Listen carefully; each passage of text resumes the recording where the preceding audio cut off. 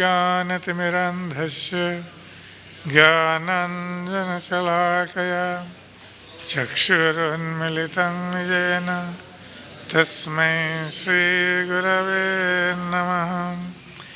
श्रीचैतन्यमनोभीष्टं स्थापितं येन भूतले स्वयं रूप कदा मह्यं ददाति स्वपदान्तिकम्। वन्देऽहं श्रीगुरो श्रीयुतपदकमलं श्रीगुरुन् वैष्णवंश श्रीरूपं साग्रजातं सगणरघुनाथ नितं तं सजीवं साद्वैतं सावधूतं परिजनसहितं कृष्णं चैतन्यदेवं श्रीराधाकृष्णपादान् सहगणललिता श्रीविशाखान्वितं च। हे कृष्ण करुणा सिन्धो दीनबन्धो जगत्पते गोपेश गोपिकान्त राधाकान्त नमस्तुते। तप्तकाञ्चन गौराङ्गी राधे वृन्दावनेश्वरी वृषभानुसुते देवी प्रणमामि हरिप्रिये। वंशाकल्पतरुभ्यश्च कृपासिन्धुभ्यैव च पतितानां पावनेभ्यो वैष्णवेभ्यो नमो नमः।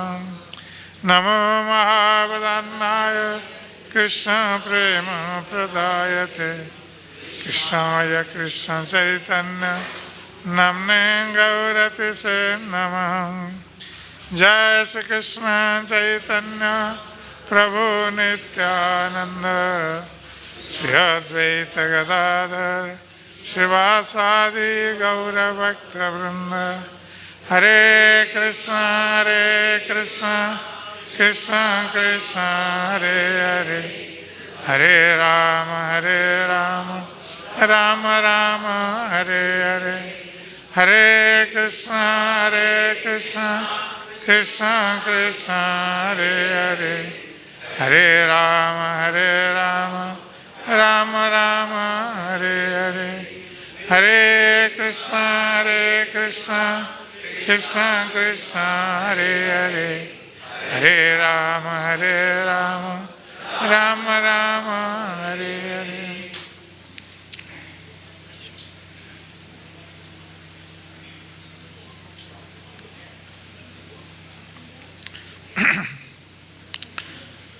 हरे कृष्ण। तो आज एक महान दिवस है। इसी दिन हमारे गौड़ीय आचार्य वर्गों में श्रील प्रभुपाद जी के गुरु महाराज श्रील भक्ति सिद्धांत सरस्वती ठाकुर का आविर्भाव हुआ था। श्रील भक्ति सिद्धांत सरस्वती ठाकुर महाराज के आविर्भाव का इस वर्ष 148वां आविर्भाव दिवस मनाया जा रहा है और 2 वर्ष के बाद 150 वर्ष आविर्भाव दिवस होंगे।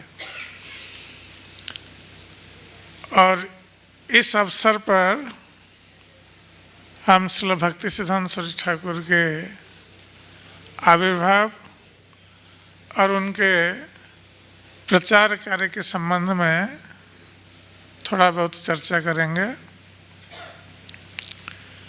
श्रील भक्ति सिद्धांत सरस्वती ठाकुर जो श्रील प्रभुपाद जी के गुरु महाराज थे, उनका आविर्भाव जगन्नाथपुरी में हुआ था।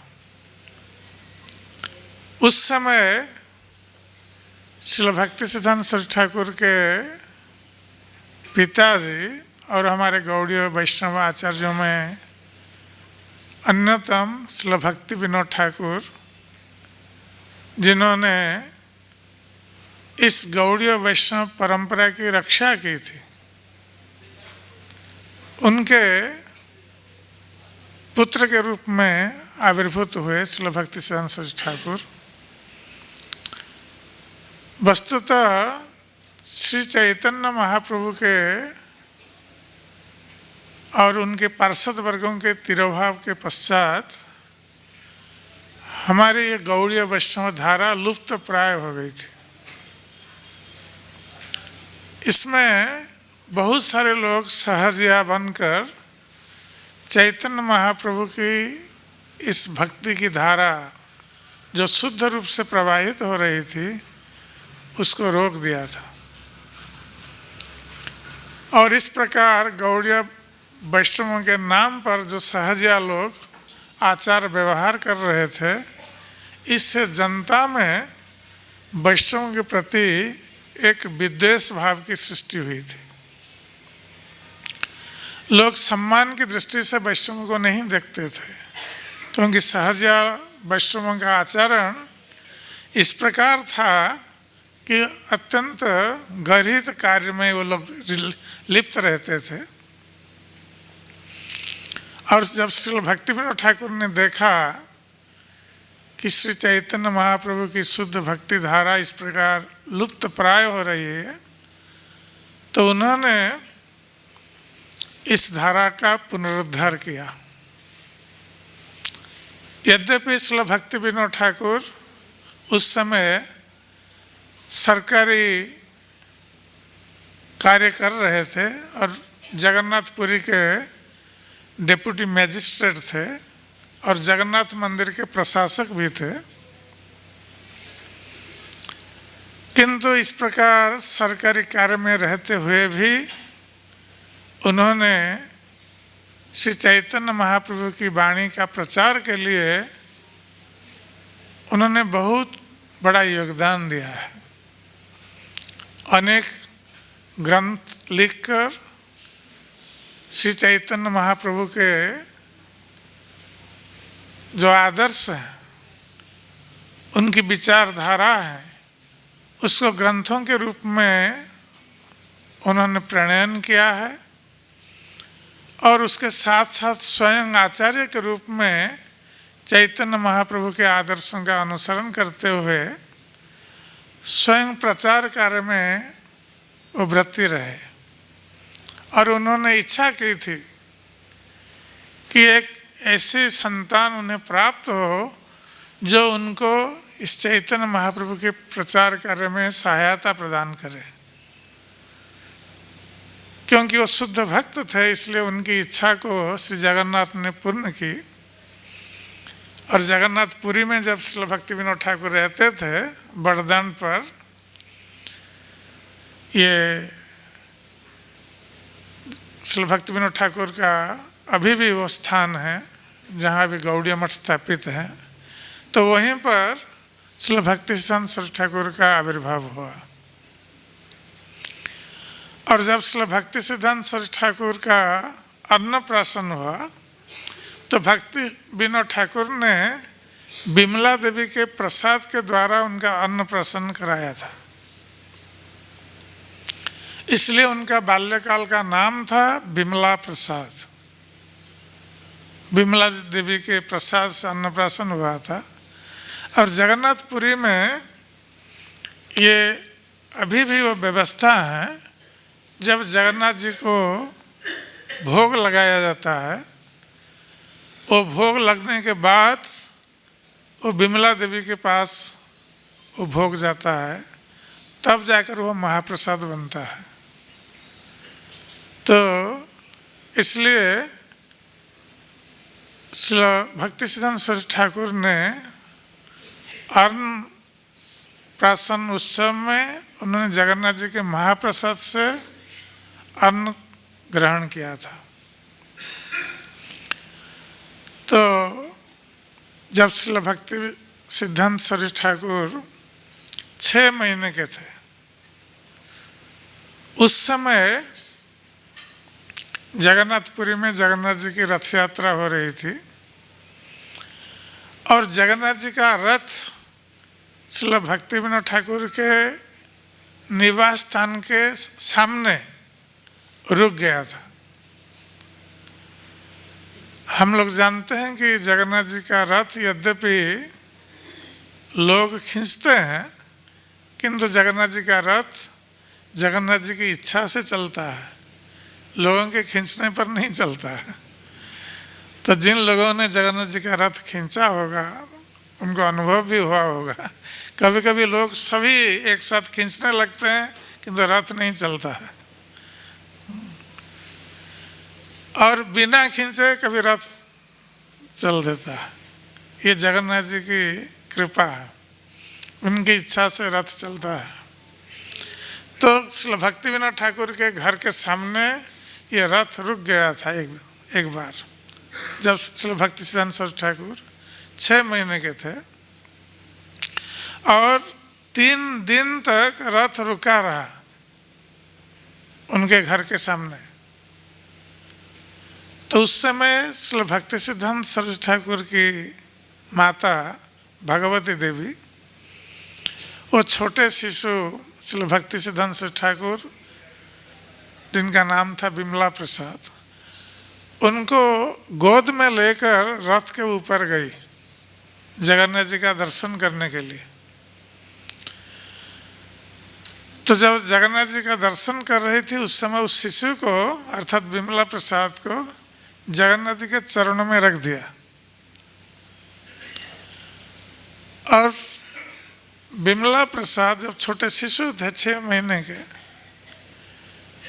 उन्होंने क्या किया, वो जगन्नाथ जी के चरण को जाकर पकड़ लिया, जैसे कि वो जगन्नाथ जी को बहुत पहले से जानते थे। और उसी समय जब बिमला प्रसाद जगन्नाथ जी के चरण को पकड़े हुए हैं, उस समय जगन्नाथ जी के गले से उनकी माला उनके ऊपर, सर के ऊपर गिर गई। तो हम लोग जानते हैं जब भगवान के गले से माला या हाथ से फूल आदि गिरते हैं तो ये भगवान की कृपा होती है। तो जब इस दृश्य को जगन्नाथ जी के सेवकों ने देखा, पंडों ने, तो ये लोग तुरंत हरिध्वनि करने लगे, हरि बोल हरि बोल। आनंद से हरिध्वनि करते हुए सेवकों ने बिमला प्रसाद जी के माता भगवती देवी को कहा कि माता, ये तुम्हारा ये पुत्र ये भविष्य में बहुत बड़ा वैष्णव बनेगा, वैष्णव आचार्य बनेगा, और जगन्नाथ जी की वाणी का ये प्रचार करेगा सारे जगत में। तो उन लोगों ने उस समय से भविष्यवाणी कर दी थी इनके भविष्य के बारे में। तो भगवती देवी बहुत प्रसन्न हुई सेवकों की ये बात सुनकर, तो वो कृतज्ञ होकर जगन्नाथ जी से बार बार प्रणाम करने लगी और सेवकों को भी प्रणाम करने लगी। और इस प्रकार वो नीचे आई तो भगवती देवी बिमला प्रसाद के साथ, जब बिमला प्रसाद को 10 महीना हुआ तब तक वो पुरी में थे। बिमला प्रसाद को जब 10 महीना हो गया उसके बाद भगवती देवी पालकी में बैठकर और श्री भक्ति विनोद ठाकुर ये सब पैदल आए बंगाल में। तो उस समय जब श्री भक्ति विनोद ठाकुर का वो नौकरी, सरकारी नौकरी में थे, तो उनका स्थानांतरण हुआ था। उस श्रीरामपुर में वो सीनियर डिप्टी मैजिस्ट्रेट बने थे, तो वहीं रहने लगे थे। और श्री भक्ति सिद्धांत सरस्वती ठाकुर की बाल्य शिक्षा वहीं श्रीरामपुर हाई स्कूल में हुई थी।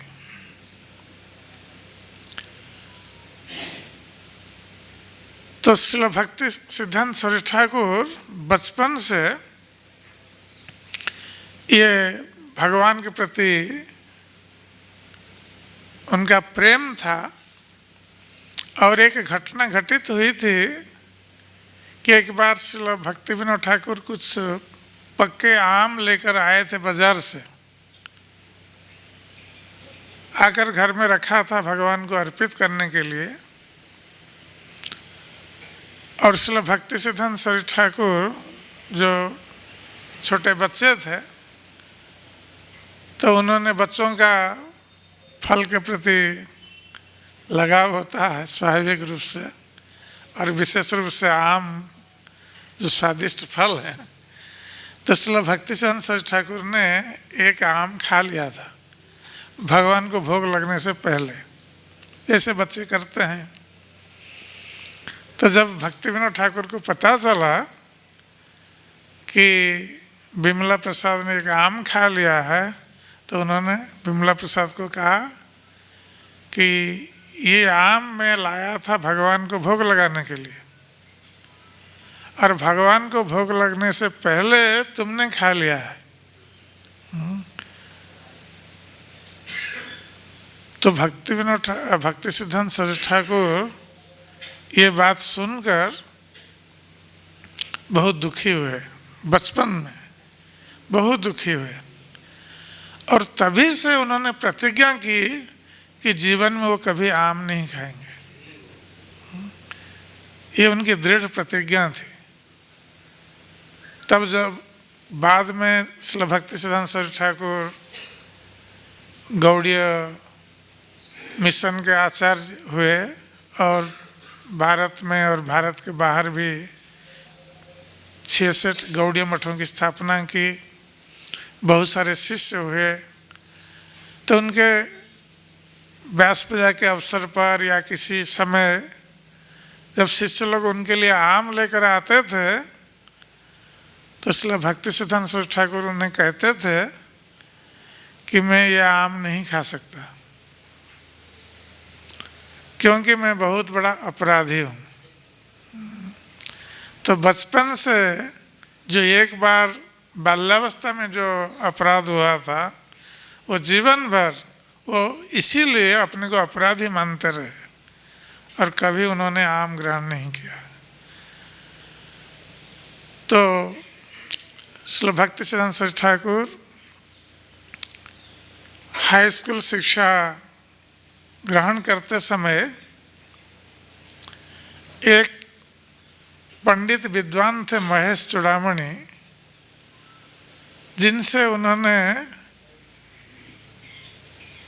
गणित और ज्योतिष शास्त्र की शिक्षा की थी। श्रील भक्ति सिद्धांत सरस्वती ठाकुर बहुत बड़े ज्योतिर्विद भी थे, केवल भक्त नहीं, वैष्णव नहीं, ज्योतिर्विद भी थे। तो उन्होंने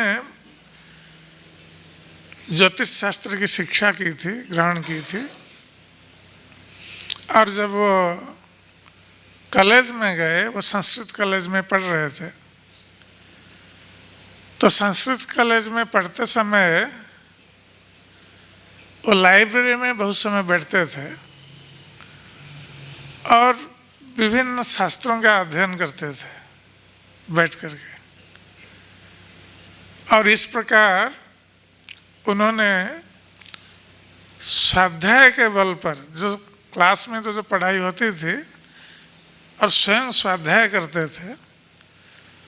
और एक पृथ्वीधर शर्मा थे, वे भी बहुत बड़े वेदज्ञ पंडित थे, उनसे वेदों की शिक्षा भी उन्होंने ग्रहण की थी।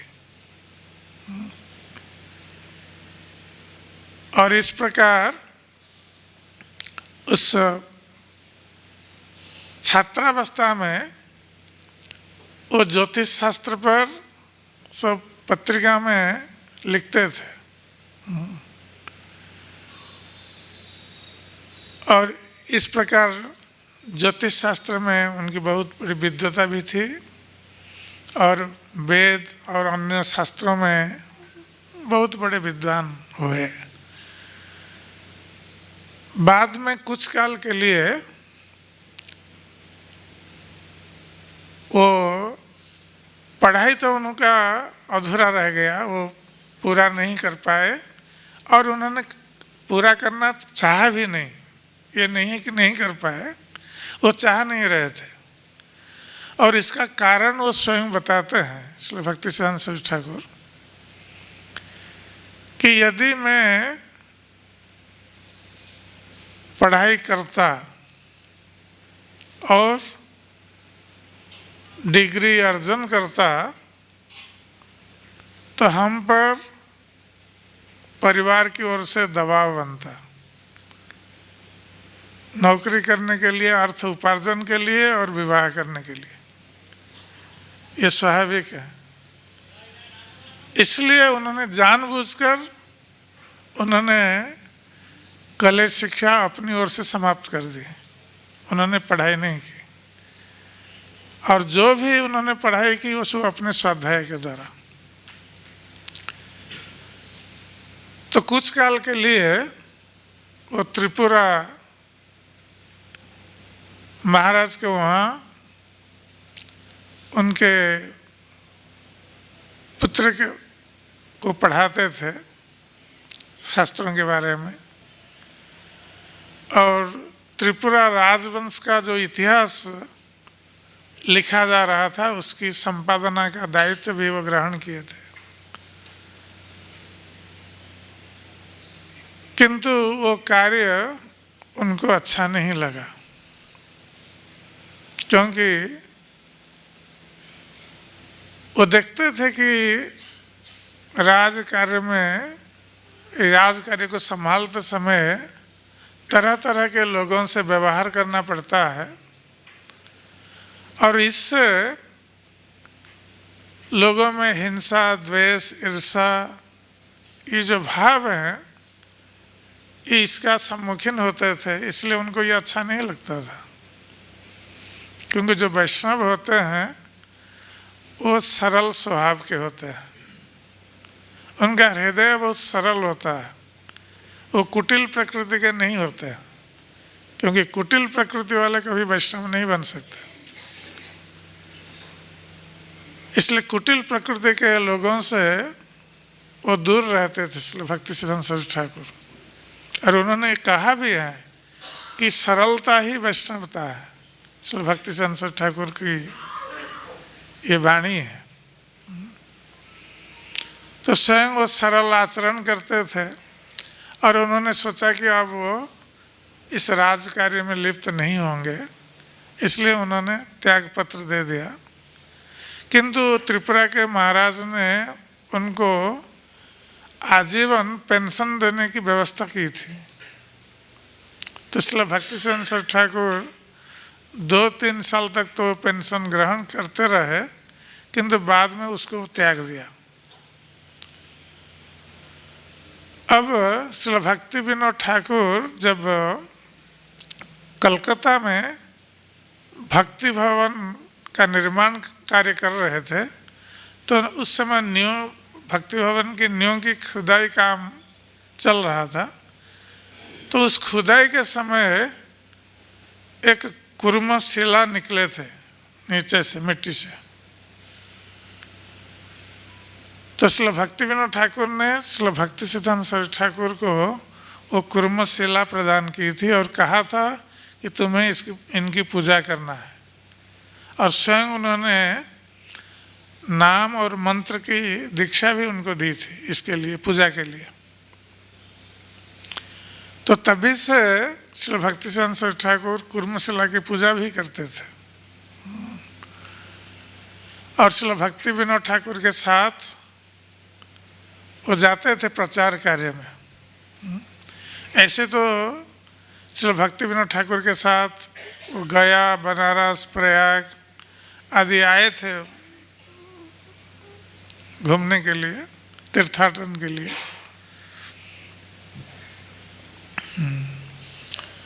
तो इस प्रकार प्रचार कार्य में एक बार गए थे श्री भक्ति विनोद ठाकुर के साथ, उड़ीसा गए थे। तो रेमुणा, बालेश्वर, भुवनेश्वर, पुरी आदि। तो मार्ग में श्री भक्ति विनोद ठाकुर जहाँ कहीं भी प्रोग्राम करते थे, प्रचार का कार्य करते थे, तो श्रील भक्तिसिद्धांत सरस्वती ठाकुर को प्रवचन करने के लिए बोलते थे और ट्रेनिंग देते थे उनको। तो श्रील भक्तिसिद्धांत सरस्वती ठाकुर चैतन्य चरितामृत के ऊपर प्रवचन करते थे जहाँ कहीं भी प्रोग्राम होता था। और इस प्रकार श्रील भक्तिसिद्धांत सरस्वती ठाकुर श्रील भक्ति विनोद ठाकुर को प्रचार कार्य में सहायता करते थे और ग्रंथ प्रकाशन में भी सहायता करते थे। तो जब श्रील भक्ति विनोद ठाकुर का देहांत हुआ, देहांत से पहले उन्होंने श्रील भक्ति सिद्धांत सरस्वती ठाकुर को कहा था कि तुम्हें रूप सनातन की शिक्षा का प्रचार करना है और मायापुर में श्री चैतन्य महाप्रभु का जो जन्म स्थान है उसकी उन्नति भी करना है, उसकी देखभाल करना है। तो ये आदेश था श्रील भक्ति विनोद ठाकुर का। तो श्रील भक्तिसिद्धांत सरस्वती ठाकुर ने योगपीठ जहाँ चैतन्य महाप्रभु का जन्म स्थान है उस स्थान में कई तरह के उन्नति कार्य किए और जहाँ अब चैतन्य मिशन का मठ है, मासीमार बाड़ी बोलते हैं उसको, वहाँ पर वो गौड़ीय मठ की स्थापना की, जहाँ राधा कुंड, गोवर्धन पर्वत आदि वहाँ पर हैं। तो वहाँ पर उन्होंने उस मठ की स्थापना की और प्रायतः वहीं रहते थे। और वहाँ पर उन्होंने श्री गौर किशोरदास बाबा जी महाराज की समाधि भी स्थापित की थी। तो जिस वर्ष उन्होंने उस मठ की स्थापना की, ये योगपीठ से अलग है,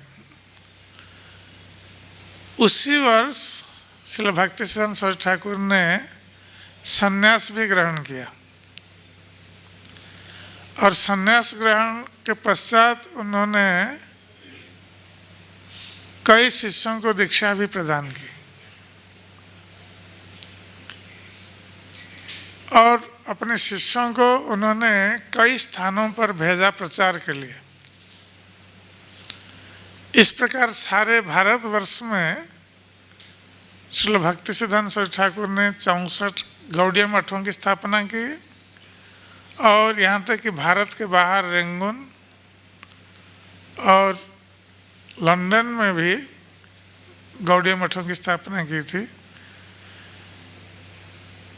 और इस प्रकार उन्होंने सारे भारतवर्ष में प्रचार कार्य को आगे बढ़ाया।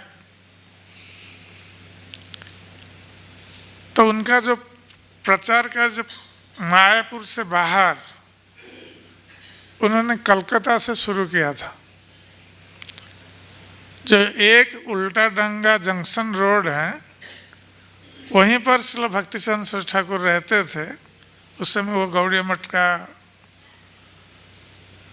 केंद्र था, जहाँ पर उन्होंने हमारे श्रील प्रभुपाद को आदेश दिया था। तो आप लोगों को सुनकर प्रसन्नता होगी कि बहुत वर्षों के बाद जब वो उल्टा डंगा जंक्शन रोड में और गौड़ीय मठ का सेंटर नहीं रहा और दूसरे लोग किराए पर रहते थे और उन्हीं के कब्जे में ये जो जगह थी, लेकिन कुछ साल पहले इस्कॉन ने उस एक उल्टा डंगा रोड को ग्रहण किया है और उसका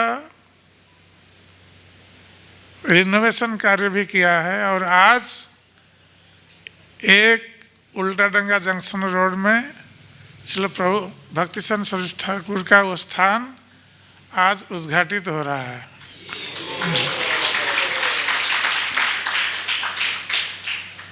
तो इस प्रकार हमारे इस्कॉन का जो मूल भूमि है, मूल स्थान है, जहाँ पर श्रील प्रभुपाद के हृदय में श्रील भक्तिसिद्धांत सरस्वती ठाकुर ने ये बीज वपन किया था विदेश में जाकर अंग्रेजी भाषा में प्रचार करने के लिए। वो स्थान अभी इस्कॉन के संरक्षण में है और हमारे लिए एक ऐतिहासिक स्थान है।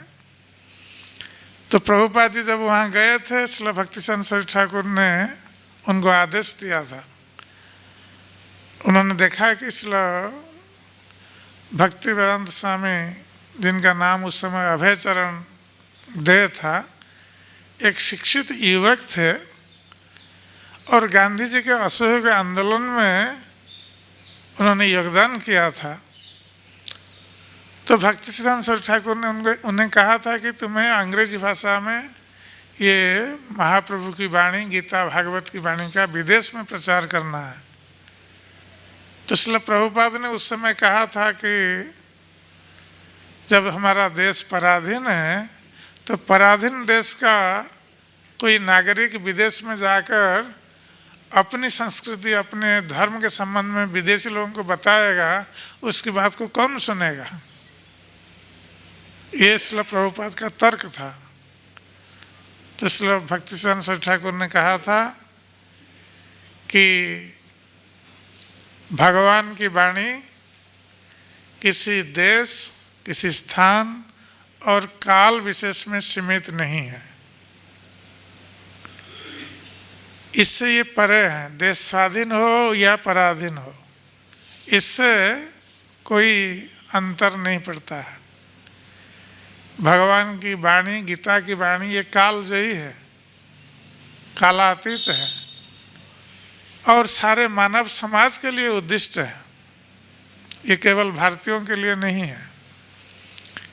तो श्रील प्रभुपाद जी बहुत प्रभावित हुए थे श्रील भक्तिसिद्धांत सरस्वती ठाकुर के द्वारा। ये 1922 में ये घटना घटित हुई थी और 1933 में जब श्रील प्रभुपाद ने इलाहाबाद में, प्रयाग में दीक्षा ग्रहण की, दीक्षा ग्रहण के उपरांत भी श्रील भक्तिसिद्धांत सरस्वती ठाकुर ने श्रील प्रभुपाद को वही उपदेश दिया था जो 10-11 वर्ष पहले दिए थे 1922 में। तो श्रील प्रभुपाद उस समय सोच रहे थे कि कैसे उनके गुरु महाराज के आदेश का पालन करेंगे। और श्रील भक्तिसिद्धांत सरस्वती ठाकुर जब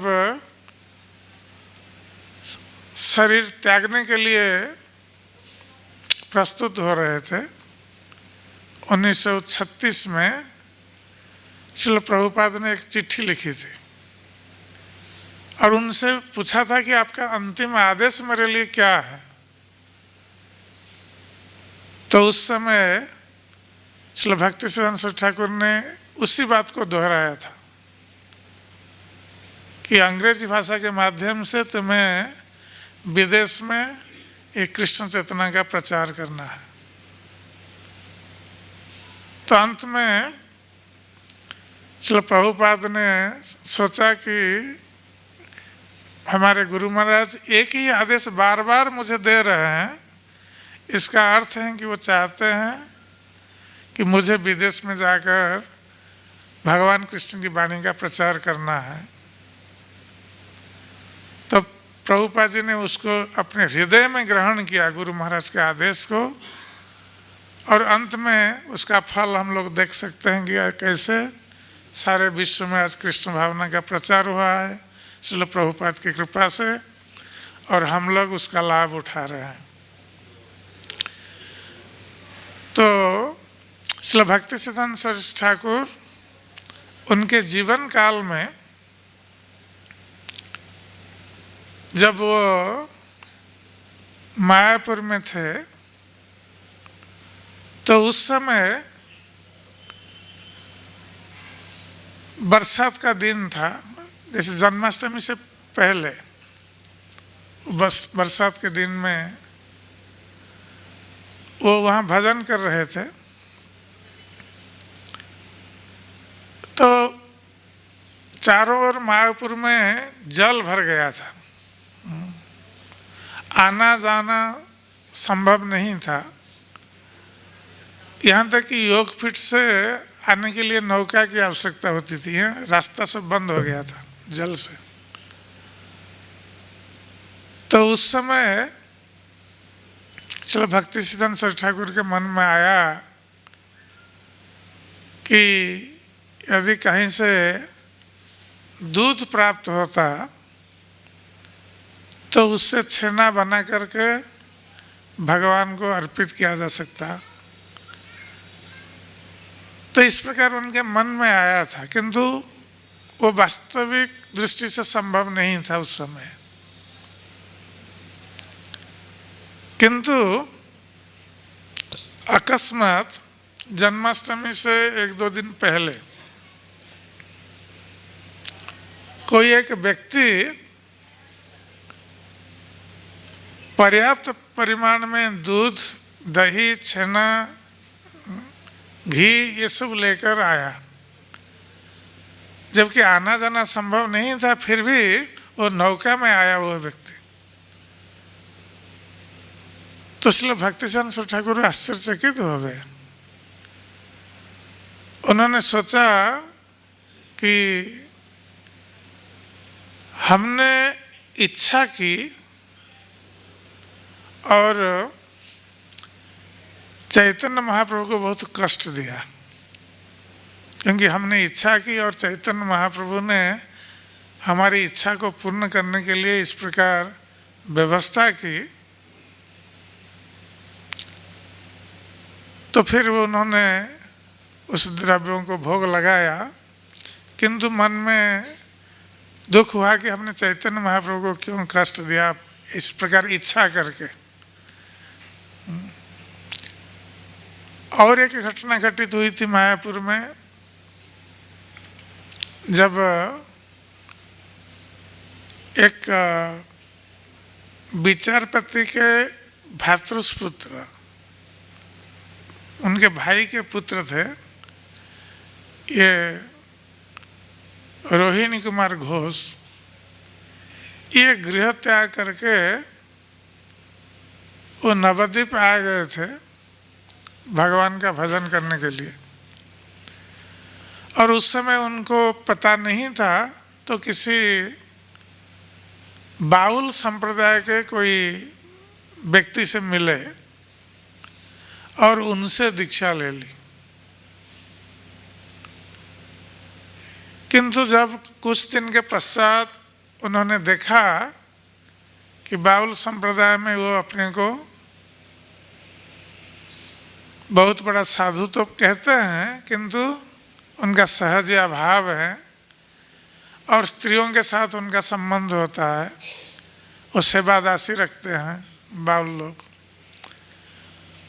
और इस प्रकार वो लोग कृष्ण प्रेम का बहाना करते हैं, किंतु वस्तुतः उनमें कृष्ण प्रेम नहीं होता है। ये सब कृष्ण की लीलाओं का अनुकरण करते हैं। तो रोहिणी बाबू ने जब देखा कि इनका आचार व्यवहार उतना आदर्श स्थानीय नहीं है, तो उनको अच्छा नहीं लगा, क्योंकि एक शिक्षित परिवार के सदस्य थे। तो एक दिन मायापुर आए थे घूमने के लिए। उस समय श्री भक्ति सिद्धांत सरस्वती ठाकुर का प्रवचन चल रहा था मंदिर में। तो उन्होंने आकर बैठा प्रवचन में, और उन्होंने प्रवचन जब सुना तो उनको पता चला कि भगवान कौन है, भगवान को प्राप्त करने का क्या उपाय है और शुद्ध वैष्णव धारा क्या है, इसके संबंध में उनको सब पता चला। तो वो बहुत प्रसन्न हुए कि पहले उनको ऐसा पता होता तो वो किसी बाउल से दीक्षा ग्रहण नहीं करते। तो इधर वो प्रसन्न हुए और वो नवद्वीप में वो बाउल आश्रम में गए। वहाँ रात में सोए हुए हैं, तो उन्होंने एक स्वप्न देखा। स्वप्न में देखते हैं कि जो उनके गुरु थे, बाउल गुरु, वो बाघ के रूप में आ रहे हैं, और उनकी जो सेवा दासी थी, जो वो तो स्त्री रखते थे, कई स्त्रियां रखते थे, वो बाघिन के रूप में वो दोनों आकर उनको खाने के लिए उनकी ओर आ रहे हैं स्वप्न में, और ये स्वप्न में चित्कार कर रहे हैं। तो उस समय चित्कार करके वो चैतन्य महाप्रभु को बुला रहे हैं रक्षा करने के लिए। तो उस समय वो देखते हैं स्वप्न में श्रील भक्तिसिद्धांत सरस्वती ठाकुर जाकर उनको उनके कब्जे से उनका उद्धार कर रहे हैं। तो ये स्वप्न देखने के बाद दूसरे दिन वो बाउल गुरु को विदा कर, उसको छोड़ करके, त्याग करके वो चले आए मायापुर। मायापुर आकर श्रील भक्तिसिद्धांत सरस्वती ठाकुर से फिर उन्होंने दीक्षा ग्रहण की। और श्रील भक्तिसिद्धांत सरस्वती ठाकुर जब मायापुर में रहते थे, वस्तुतः स्वानंद सुखद कुंज, जहाँ भक्ति विनोद ठाकुर का भजन कुटीर है, और जलंगी के उस पार गोद्रुम द्वीप, जब वहाँ रहते थे उस समय वो दीक्षा लेना चाहते थे। ये दीक्षा की पहले की बात है, घटना है। तो उस समय भक्ति विनोद ठाकुर ने उन्हें कहा था कि गौर किशोर दास बाबा जी महाराज से तुम दीक्षा लो, क्योंकि गौर किशोर दास बाबा जी महाराज कुछ काल तो वृंदावन में भजन कर रहे थे, उसके बाद जाकर गोद्रुम द्वीप में भजन कर रहे थे, और वो साक्षात वैराग्य मूर्ति थे। वो पहनने के लिए केवल कौपिन पहनते थे, और फिर वो कौपिन कोई मरा हुआ व्यक्ति है, मरा हुआ व्यक्ति का वस्त्र, उसको लेकर वो कौपिन बनाते थे, उसको पहनते थे, क्योंकि मरा हुआ व्यक्ति का वस्त्र फेंक दिया जाता है, तो उसको लाकर वो कौपिन बनाते थे, पहनते थे। और कभी कुछ चावल मिलता था, उसको गंगा जल में भिगो करके उसमें कुछ नमक डाल करके उसको खाते थे, नमक और थोड़ा मिर्च। इस प्रकार जीवन निर्वाह करते थे गौर किशोर दास बाबा जी महाराज, और सदा सर्वदा कृष्ण भजन में मग्न थे। तो भक्ति विनोद ठाकुर ने कहा भक्तिसिद्धांत सरस्वती ठाकुर से कि उन्हीं से दीक्षा ग्रहण करो। तो श्री भक्तिसिद्धांत सरस्वती ठाकुर बहुत बड़े विद्वान थे। वो जब गए श्री गौर किशोर दास बाबा जी महाराज के पास, उनसे पूछा, उनसे कहा कि वो उनके चरणों में आश्रय ग्रहण करना चाहते हैं। तो इसलिए गौर किशोर दास बाबा जी महाराज ने ये नहीं सोचा कि बहुत बड़ा विद्वान व्यक्ति आया है हमारा शिष्य बनने के लिए, हम उसको तुरंत दीक्षा दे दें। तो उन्होंने कहा कि हम महाप्रभु से पूछेंगे। तो उस दिन वो लौट कर आए श्री भक्तिसिद्धांत सरस्वती ठाकुर। फिर कुछ दिन के बाद गए उनके पास, गौर किशोर दास बाबा जी महाराज के पास, और जब दूसरी बार गए तो श्री गौर किशोर दास बाबा जी महाराज ने कहा कि हम महाप्रभु को पूछना भूल गए। तो ये फिर लौट कर आए दूसरी बार, और कुछ दिन के पश्चात तीसरी बार गए गौर किशोर दास बाबा जी महाराज के पास। और तीसरी बार जब गए तो श्री गौर किशोर दास बाबा जी महाराज ने कहा कि पांडित्य से भक्ति नहीं होती है।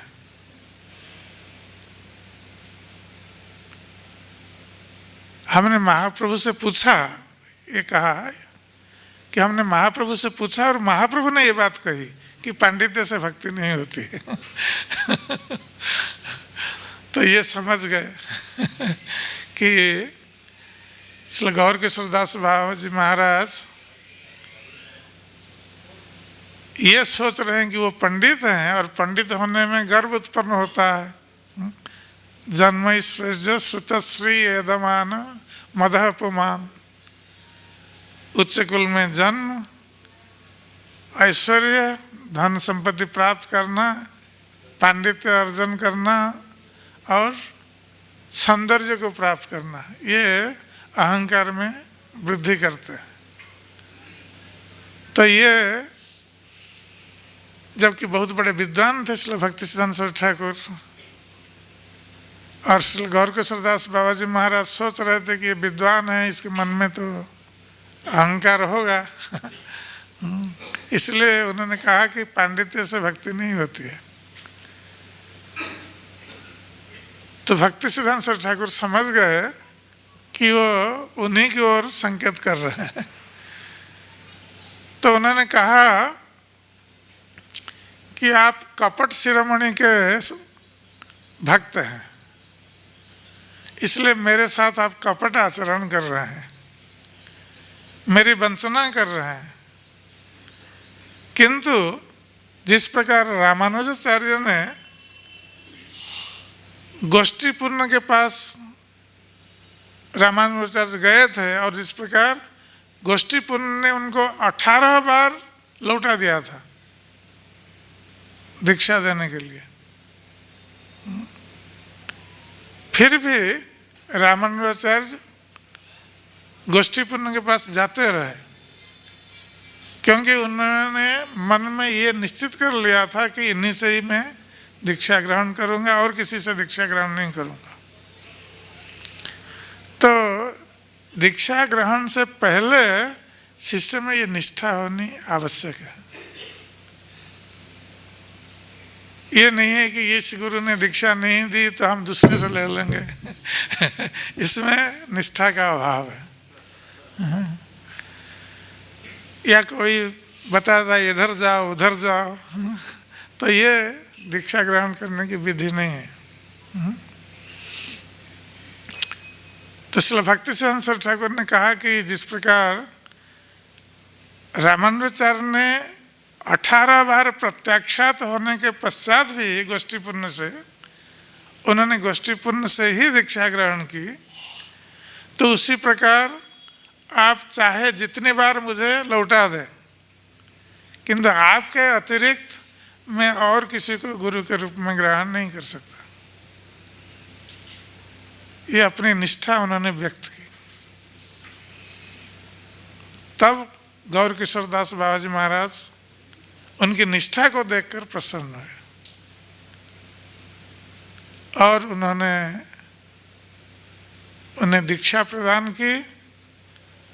और श्री भक्ति सिद्धांत सरस्वती ठाकुर गौर किशोरदास बाबा जी महाराज के एकमात्र शिष्य हैं और किसी को उन्होंने दीक्षा नहीं दी।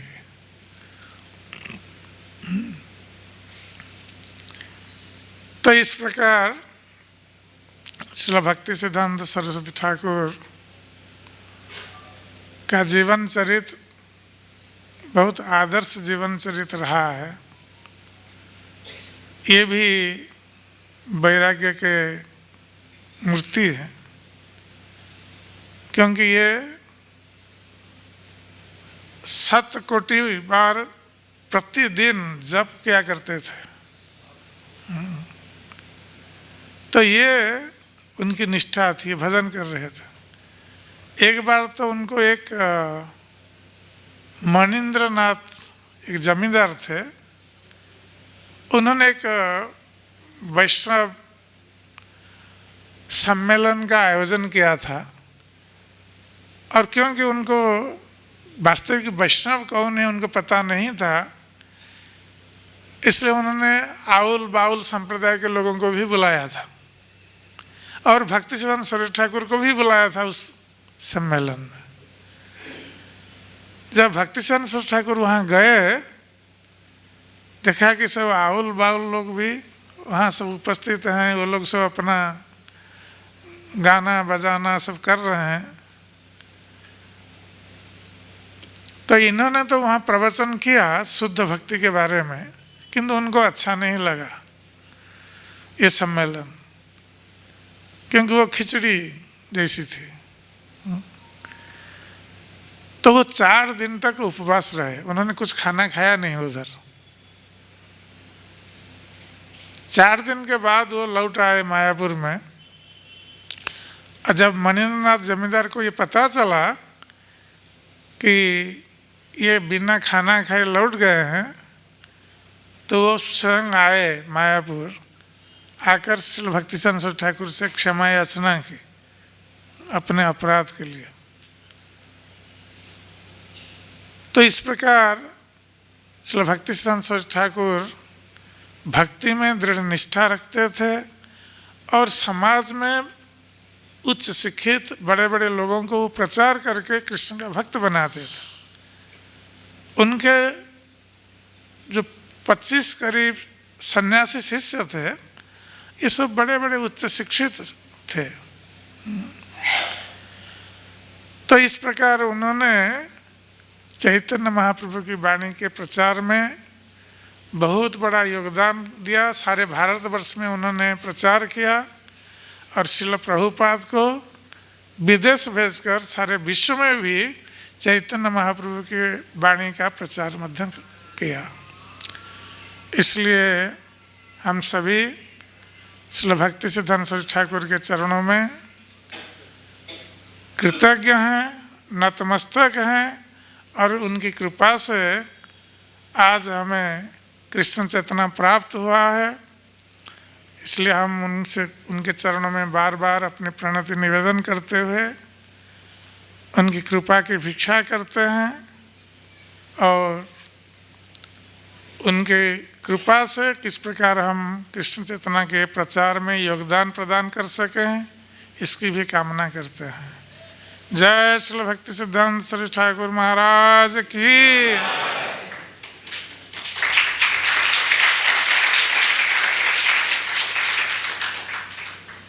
हरे कृष्ण।